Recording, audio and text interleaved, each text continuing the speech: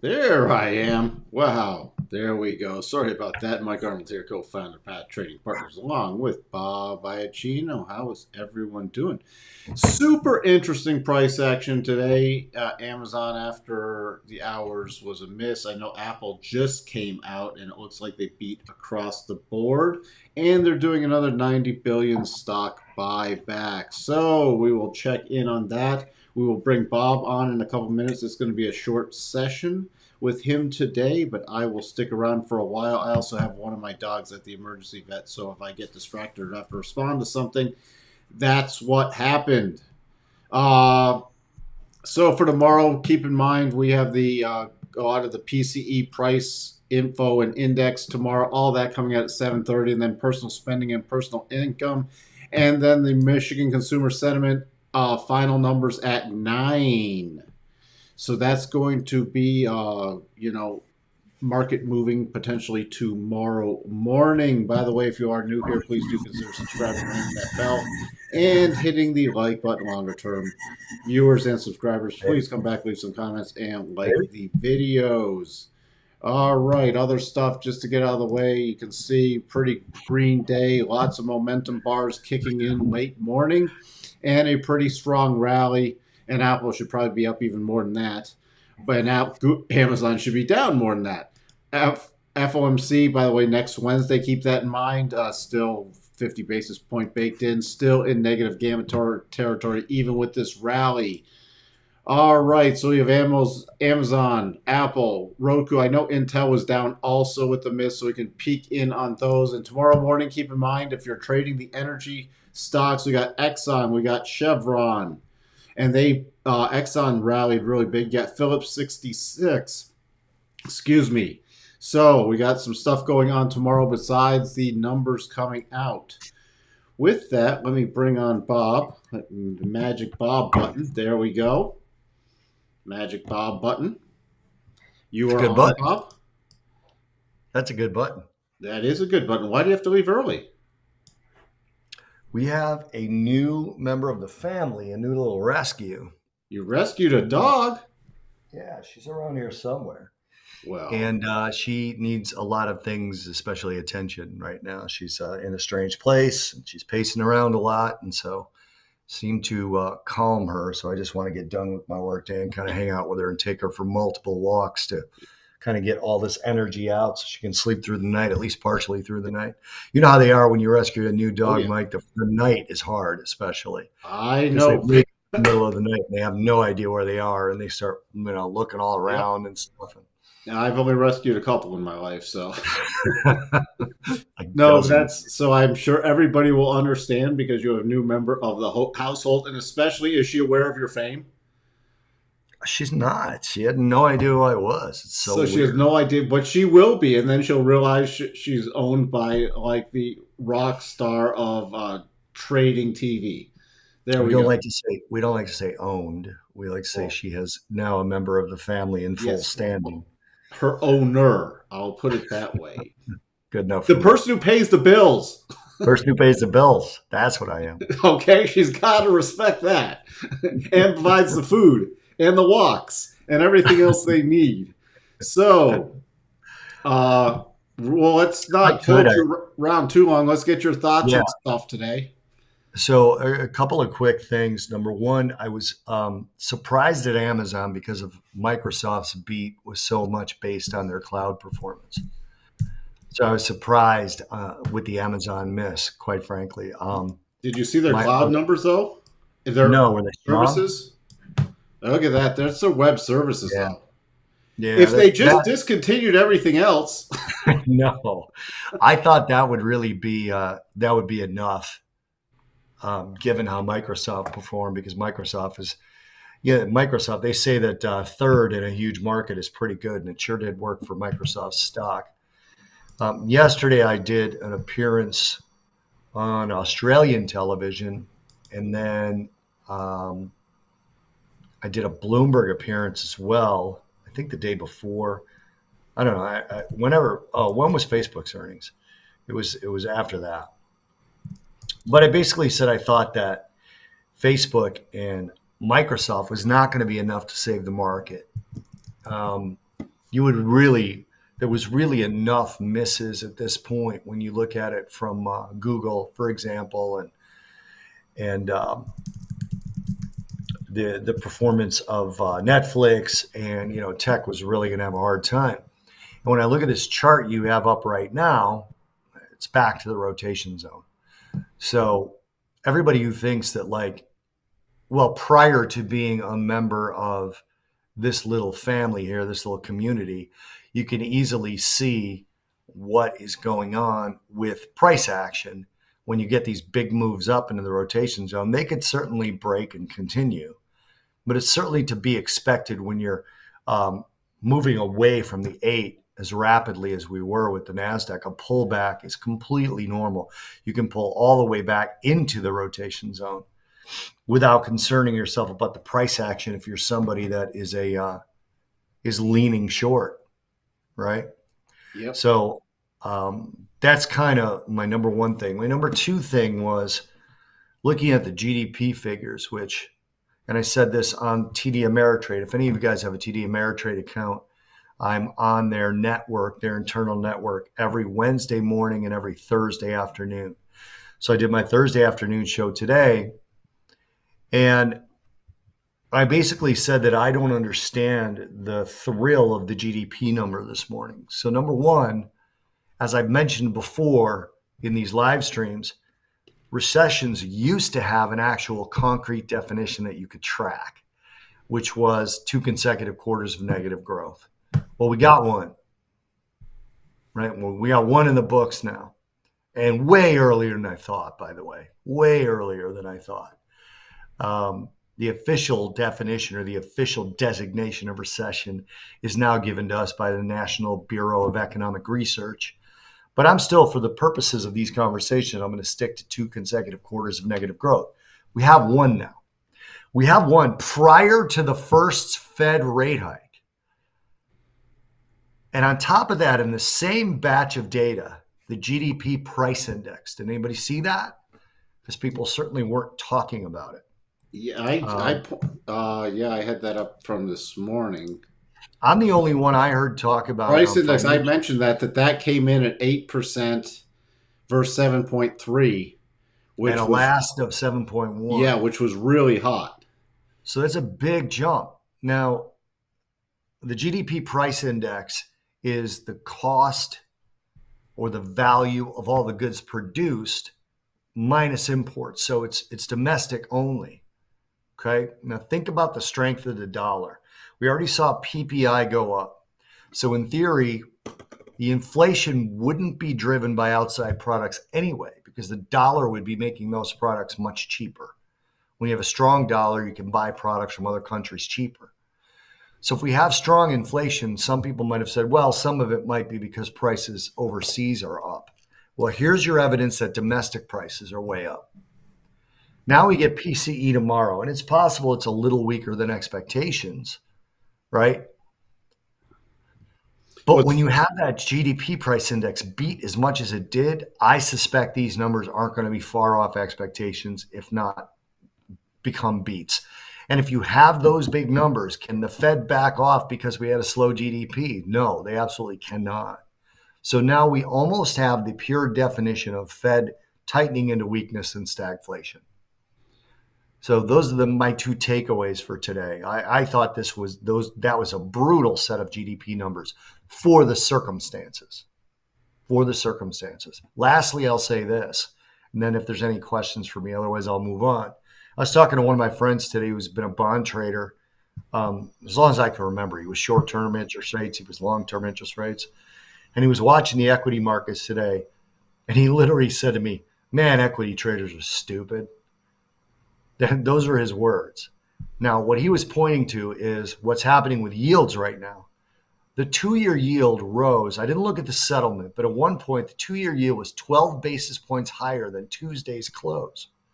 For anybody that's been watching yields for as long as I have, okay, a 12 basis point move in a 2-year note over 2 days is like 4 standard deviations. It's massive. It's a massive, massive move. And if that price index didn't matter, yields would be going lower, not higher. That's what I got for you. Yeah, so also, I mean, some of the price action today, I was looking from people I was talking to, there's a lot. Remember, it's month end, essentially today and tomorrow's. And there's a lot of fund rebalancing going on.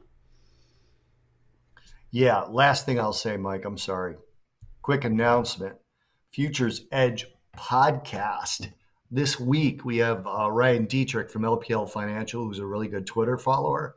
And then next week we have a very special guest by the name of Mike Arnold. No. Yeah, so I'll expect that one to have way more views than any of the others. So that'll have like one viewer. I'm going to try and drag Mike into a monthly preview of like longer term technicals of the S&P, the NASDAQ, the Russell, the Dow, crude oil, the treasuries, and possibly copper, gold, and silver. That's what I'd like to do with those podcasts. I'd like to get Mike on every Friday, first Friday of every month, to give sort of a price breakdown as we go into the month. I just want to cover soybean oil.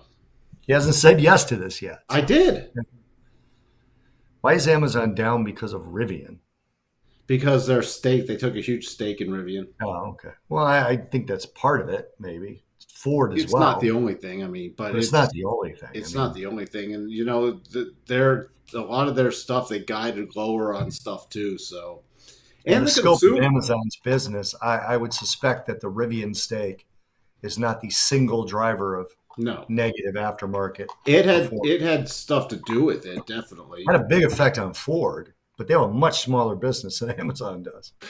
Well, Amazon's also, you know, they're certainly their margins are thin. They're getting the inflationary pressures on them with already super thin margins, and you know they have a huge workforce staff which has inflationary pressures just from wages, and because stuff's slowing down with the consumer. Yeah.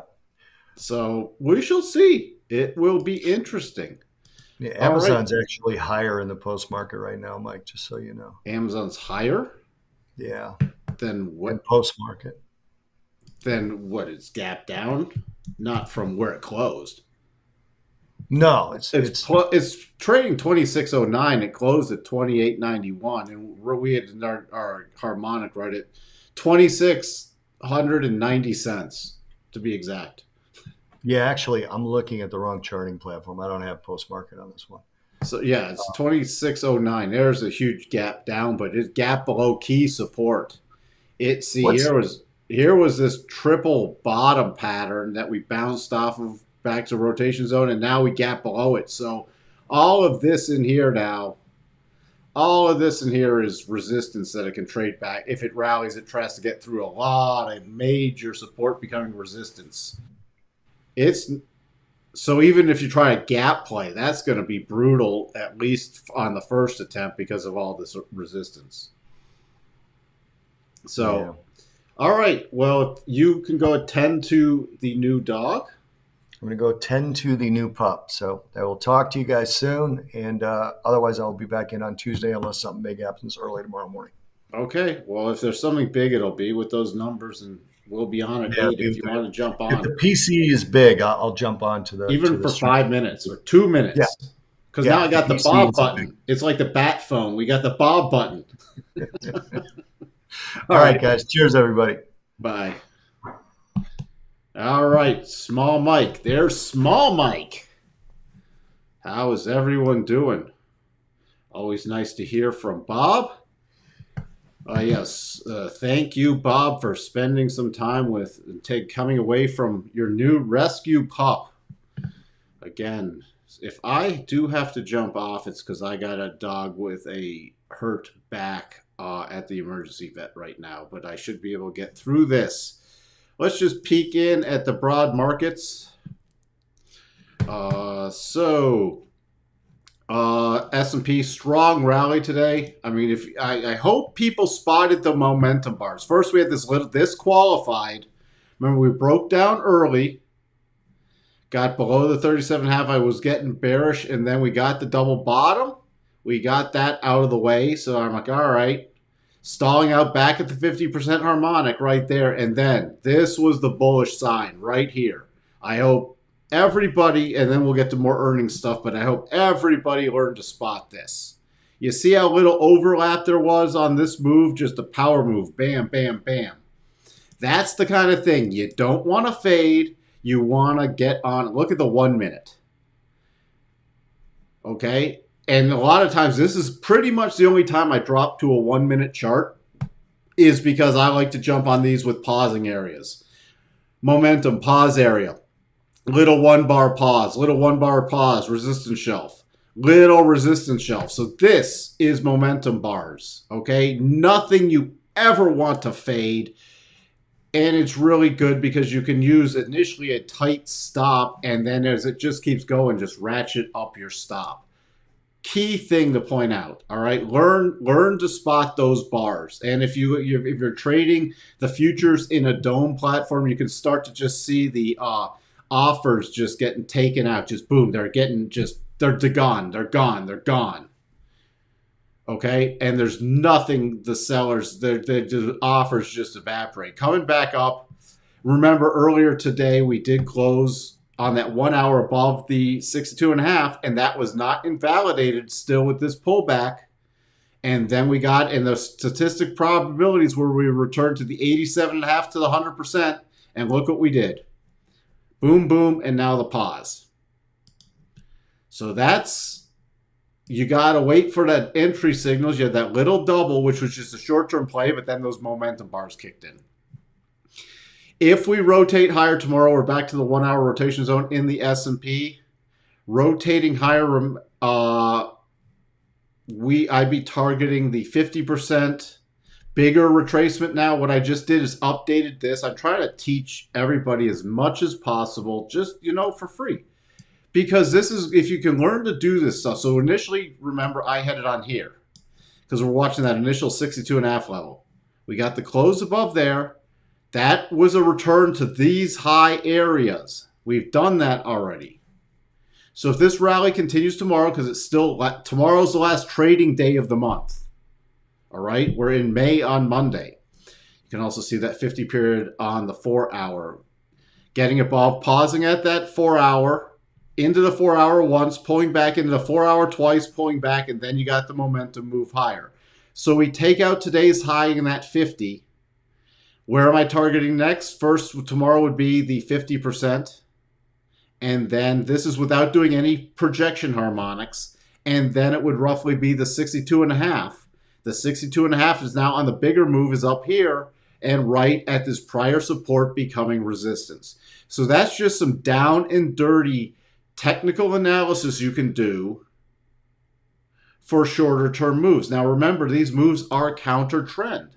We're still up against the daily rotation zone, spiked into it once and pulling back. If we run up, look at this. Rotation zone on the daily right at that 62.5 level. So this is how you can gauge your moves and your plays out.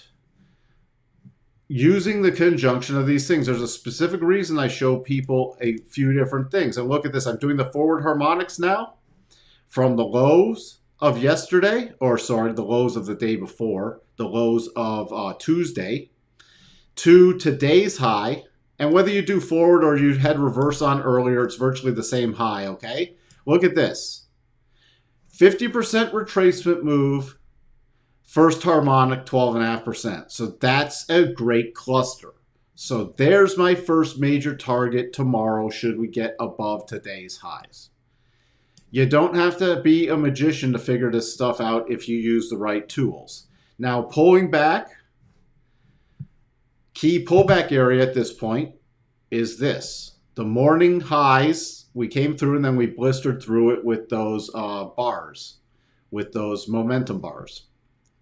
All right, so that's really the area, and you got the 1 hour rotation zone, but I'm really watching that on an overnight basis. If we drop below that, then overnight would not want to see it get below about 42.05 on a closing basis. If we got below that, that would be just, we'd be then to have tapped the daily rotation zone, and we'd be retesting this low area.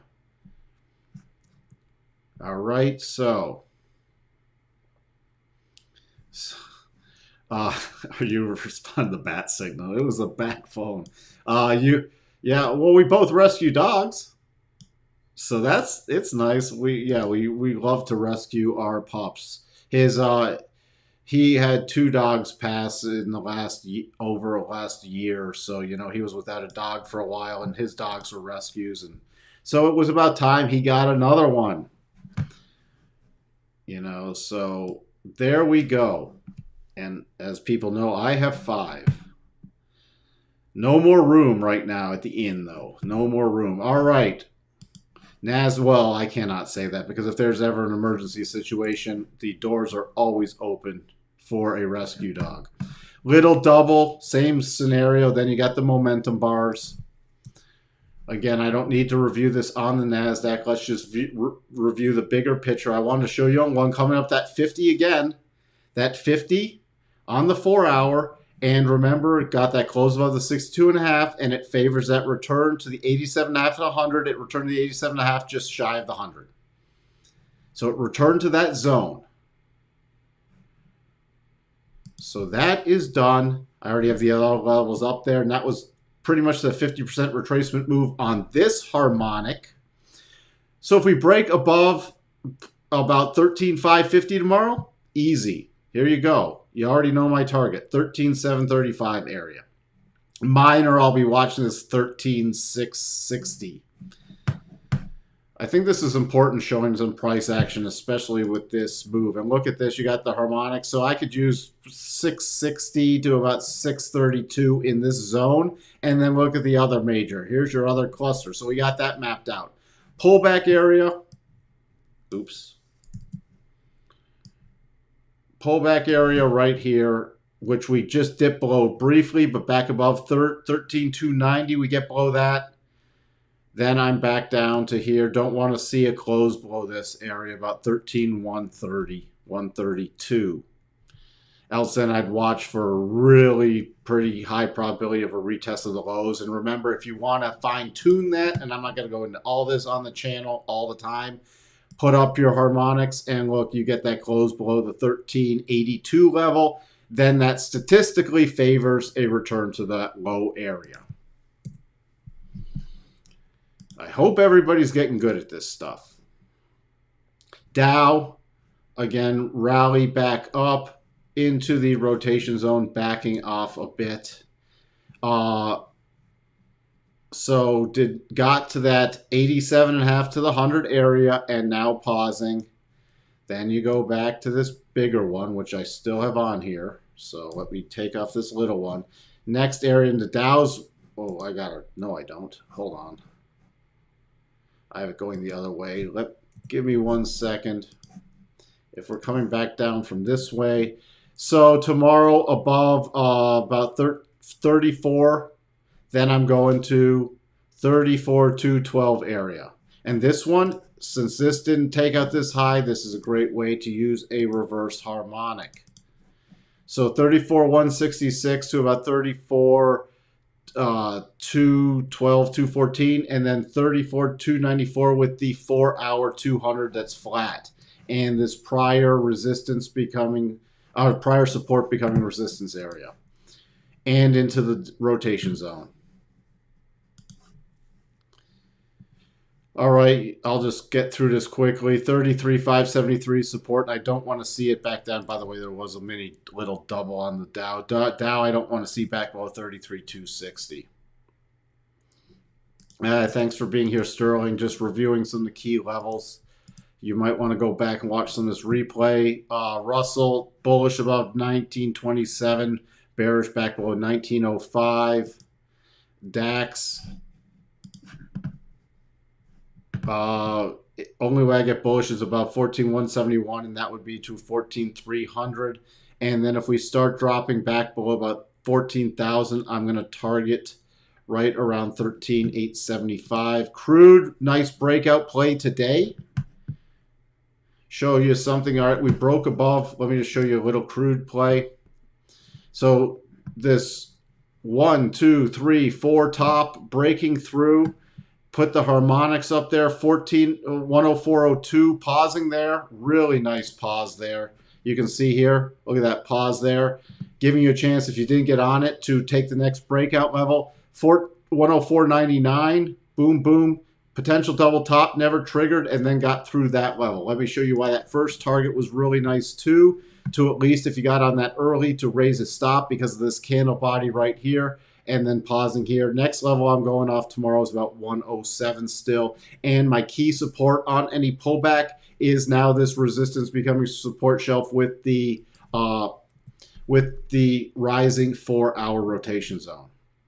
We don't need to look at gold, silver. I want to get through a couple of things, then we'll look at the earnings stuff.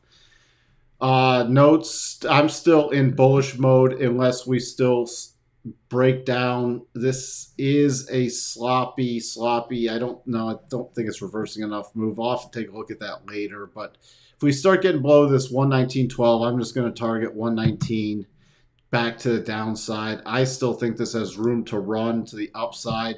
It hit the first side of the rotation zone on the daily, pulling back a bit, but we're still off the weekly. So I'm going to have to do some little more analysis on that. Again, I didn't have some time this afternoon with everything going on. Dollar index, still 103.97 cluster, sitting up here. Pullback area I'll be watching is right around these candle bodies with the rising 4-hour 103.46. If we get into that, then I'll watch for the bigger pullback towards the bottom. And if we push through this tomorrow, 104.47. All right, let's get Tesla out of the way because that also had momentum this afternoon. I talked about this 830 area right down here today. You can see little double bottom formation off that trigger, little pullback, and then with the momentum bars kicking in with the NASDAQ rally. There you go, pretty much returning to flat, then pulling back. And I got the after hours stuff up here. So tomorrow, let me take off the after hours. Tomorrow, bullish above about 907, bearish back below about 860. Then I'd start watching for a retest, but we'll take a look at that. Again, Amazon with their big miss. The next harmonic we have with 2600. I know it traded below there already, but I'm going to watch where it opens around that level. If it trades below that, the next key area is 2534. If you're looking to play a gap in this, just be aware that you have all this prior support becoming resistance now to chew through. You can see it on the daily. So here's where we closed. If we open down here, there will be a gap play, but look at all this. Support, support, support, support, support, support, support. All of those people who bought on this and didn't get out are now trapped underwater. So there's going to be a fair amount of resting selling orders up there. So it needs a lot of work to get through to do that gap play, at least on a first attempt. Let's check in on Apple now. Apple, we had this nice little double play today. You know, gap up, triggering the double, and then hitting all the targets. And then, of course, we have the earnings, and they're trading only slightly higher. Only slightly higher, remember, still against the rotation zone. So there's nothing at this point. Tomorrow will either be a breakout or a breakdown play in Apple for me.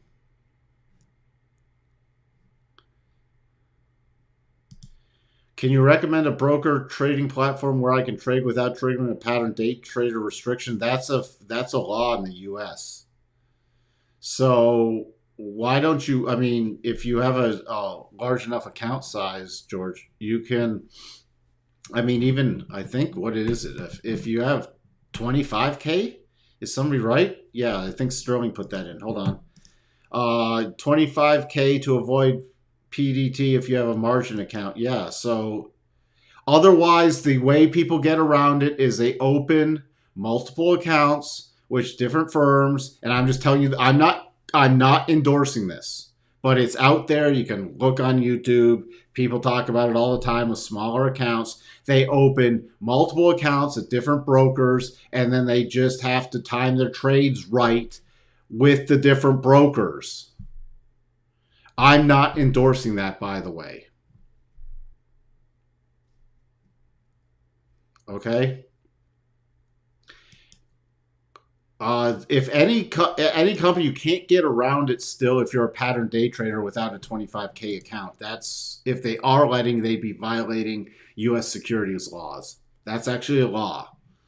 So you still, now if somebody's not enforcing it, I can't talk to that. I have multiple accounts. I'm with TD and with Interactive on the stock side. So I can only speak, and they really strictly enforce it. Trust me. I don't fall. I mean, I have accounts that are over the 25K, so that doesn't really affect me. But I know from people who are at that just below it, that got pinged and had to up their account size. Yeah, you can do a cash account with no margin. You just have to wait for the cash to settle, and that's the way they do cash accounts on multiple things, and you have to wait for it to settle and everything else. Yeah, I don't trade with offshore platforms for a number of reasons. So I'm not gonna get into on this channel trying to promote any ways to avoid a pattern day trader rules. You can go look to other people for that. I try to keep myself very, very squeaky clean. For learning purposes, could you put a short on for the Dow with a double top still, or would you consider it completed with a continued move higher tomorrow? I like how you put that for educational purposes. This, yeah, you still can. I would be watching. I would give it some room to the upside. Again, I can't give you a specific trade recommendation, but at this point, as long as you don't get that close above the 62.5, it's a rollover play. But here's the thing: my reward to risk, I will keep this on here, okay, because it's still a valid signal, unless at this point you do close above that 62.5.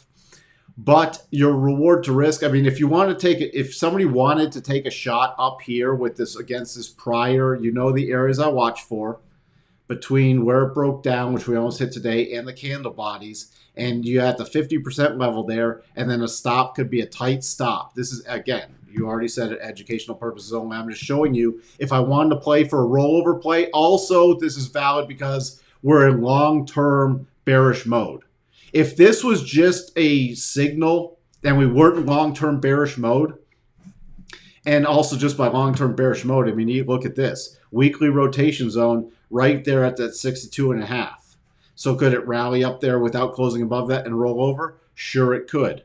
Why I'd still consider, from my own perspective, shorts up here is because you still have an uncompleted pattern and you can use a relatively tight stop on a closing basis. And especially if you got a topping pattern up in here, you could still play that. So, you get a 1 hour topping pattern, you get a 15-minute topping pattern. You can take a shot with a tight stop and see if then you get the big rollover move, especially starting next week.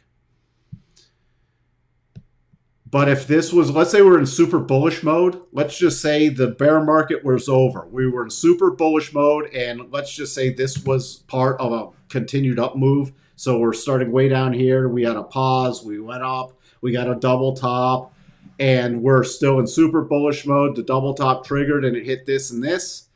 No. Would I be trying to, again, establish a short up here? Again, if we're in long-term super bullish mode, it's not worth it to me. Hope that answers your question.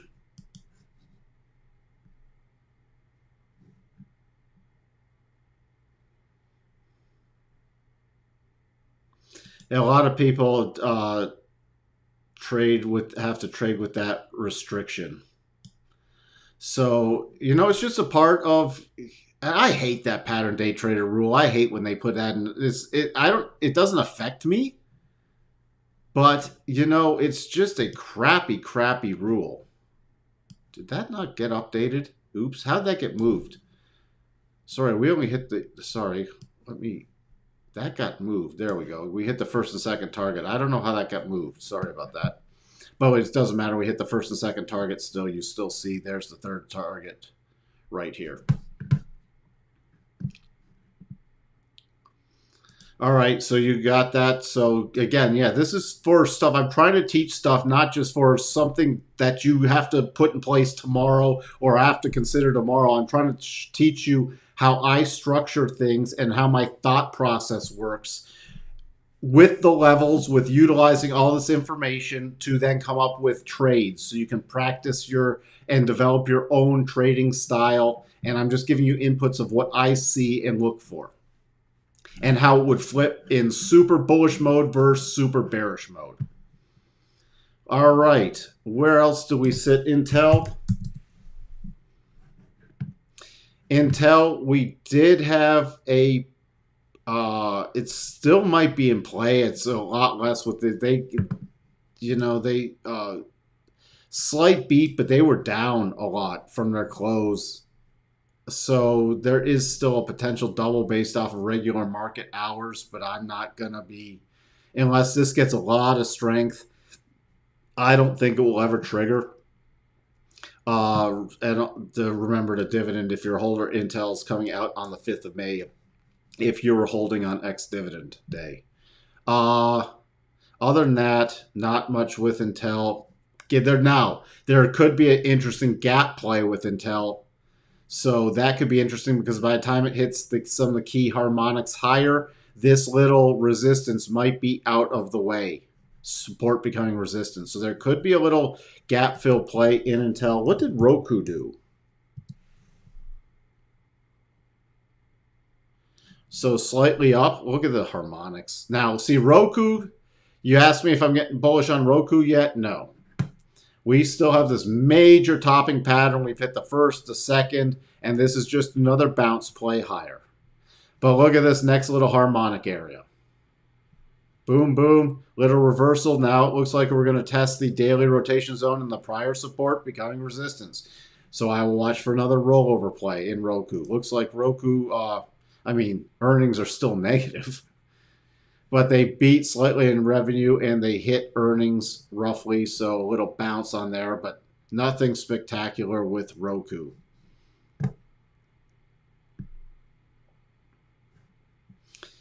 Anything else we want to look at? Let's just peek at the VIX back below, just below that 30 mark. Isn't that just funny? That's the level I said I would watch. So it's going to be interesting. Back to the daily rotation zone. I'm going to see if we get a rotation back up with that. Mega cap index trying to bounce after making a new low. Let me reverse this. Yesterday making a new low. But the mega caps will still be a sell on a bounce play for me. Well, it's trading back down, so they've already lower. Boy. 61.55. And these mega caps, I'm just watching for sells except for, well, unless Apple. I'm waiting for Apple to roll over. Then it will be some fun plays at downside. Didn't I already cover Intel? Yeah, we just went over this one. Intel post is trading it, but there'll probably be a gap play tomorrow. We have this potential little double that is not near triggering yet that I'm not super interested in unless we start getting a strong rally. But I am more interested in this little potential gap play. Keep an eye on that.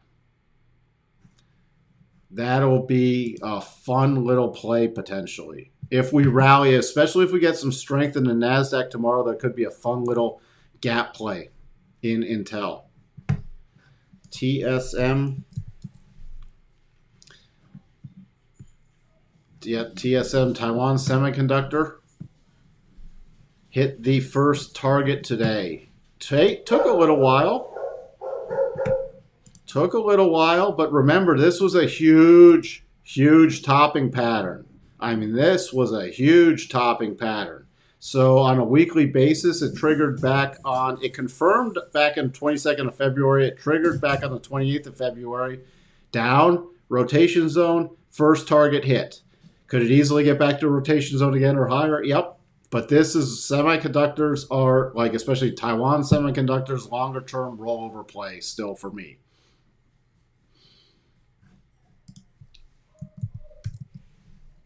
And SMH, this is this turned into a mess with the head and shoulders, but I'm still using these targets for lower. So semiconductors, even on a rally, major resistance back at 248.